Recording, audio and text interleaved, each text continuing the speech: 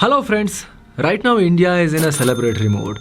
It has just overtaken Japan to become the world's fourth largest economy. In next 2 years, India dreams of rising one more step further to become the world's third largest economy. It's more than just a projection. It's India's major economic objective. It's a dream. Even Prime Minister Narendra Modi has said, we are not far from becoming a $5 trillion economy and the world's third largest economic power.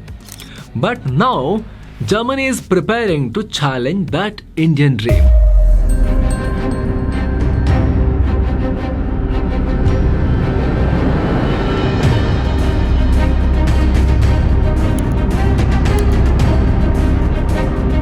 Germany, which was quiet for a long time, has suddenly sprung into action. It has announced a massive wave of economic reforms, and economic revolution is knocking at the door in Germany. The new government is ready to pour in worth of 500 billion euros to boost its economy. This money will go into defense, infrastructure, energy, and many other sectors. If Germany's plan succeeds, India's journey to the number 3 rank might now be delayed by not just a couple of years, but maybe even a decade. It is possible. How? Let's find out in this video. Will it now become a tough chase for India? Is Germany's economy making a powerful comeback? What kind of economic revolution is Germany's new leader is planning? And what must India do to stay ahead of Germany in this race? Let's explore this exciting economic race in today's video. Germany back in action. Friends, Germany was once known as the industrial hub of the world. It was also called Europe's economic engine. Top companies like Volkswagen, Bosch, Siemens, and BMW were all born in Germany. At one point, Germany alone contributed 25% of the entire European economy. That's how powerful Germany was. But in recent years, Germany has slowed down. In fact, it has nearly stopped moving. Just look at these figures. Between 2023 and 24, Germany's growth rate was almost zero. In one quarter, it was minus 0.5%, then 0.1%, then again minus 0.2%. So, the Germany economy was practically slipping. In fact, Germany became the only G7 country to show negative growth after 2020. Inflation shot up, electricity and gas prices skyrocketed, and that's why Germany has woken up now and hit the reset button. A new government has come to power. The new Chancellor, Friedrich Merz, is introducing revolutionary changes. He is launching major reforms and what could make India's race to number 3 much tougher. The new German revolution. Friedrich Merz is changing the very foundation of the German economy. He is saying goodbye to strict financial discipline. He wants to spend. He wants to pour in money to the economy. Until now, Germany followed a law called Schuldenbremse. I don't know if I'm pronouncing it correctly. The word and spelling you are seeing on screen, which means debt break. This rule said the German government could not borrow more than 0.35% of GDP in a year. But why did such a rule exist in the first place? We have to find it out first. The answer goes back to the 2008 global financial crisis GFC. At that time, Germany had taken on too much debt. So the 0.35% borrowing limit was introduced to prevent future risks. But this very rule became a wall blocking Germany's growth. The government couldn't invest much in key areas like roads, railways, bridges, or digital infrastructure.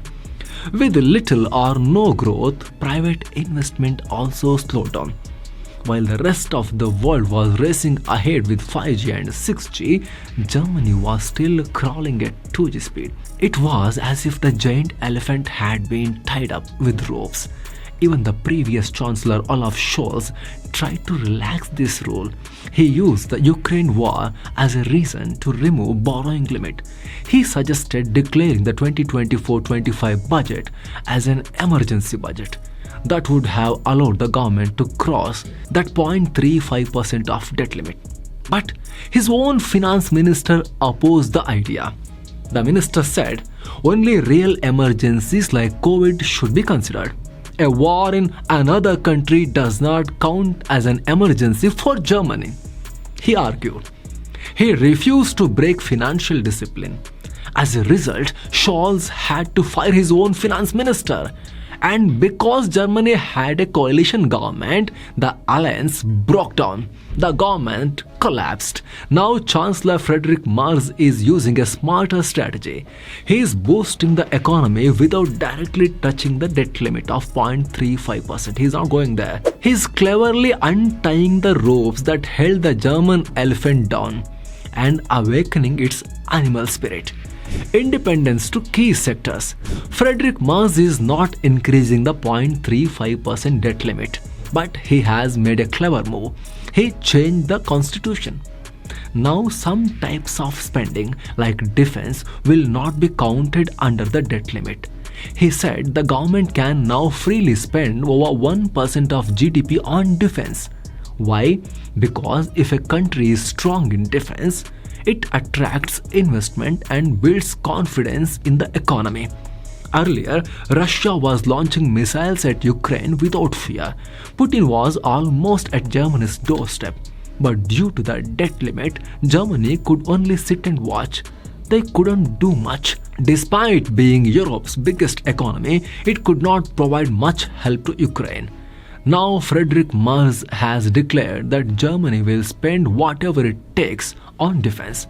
Right now, Germany spends 95 billion euros on defense. But by 2029, it plans to increase that to 162 billion euros. That is more than 1.5 times of current spending. 1 euro is roughly equal to 100 Indian rupees. So 162 billion euros equals about 16 lakh crore Indian rupees. That is over 2.5 times bigger than India's current defense budget. This also means Germany will spend more on defense than even Russia.